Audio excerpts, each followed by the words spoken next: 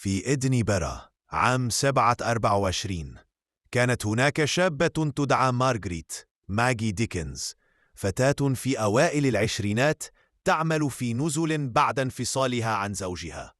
وقع لها ما لم تتوقعه، حمل خارج إطار الزواج وولادة طفل ضعيف لم يدم طويلا. خوفا من فضيحة المجتمع الصارم دفنت الطفل بعيدا عن أعين الناس، محاولة التستر على مأساة قلبها الصغير.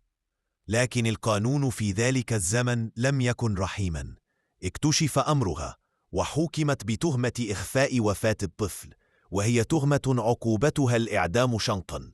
في يوم التنفيذ اجتمع الحشد في ساحة غراس ماركت لمشاهدة حكم الموت ينفذ على ماجي.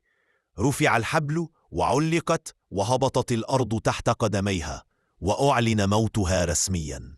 تم وضع جسدها في تابوت الخشبي لنقله، لكن القدر لم يكتب لها الموت بعد.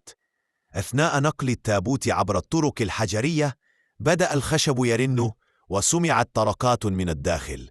فتحوا التابوت بدهشة ووجدوا ماجي على أيدي الحياة، تتنفس بصعوبة وجسدها متألم. القانون لم يكن يسمح بإعدام شخص مرتين لنفس الجريمة، فتم إطلاق سراحها وبدأت حياة جديدة تحمل لقبها الأسطوري بين الناس، ماجي النصف مشنوقة.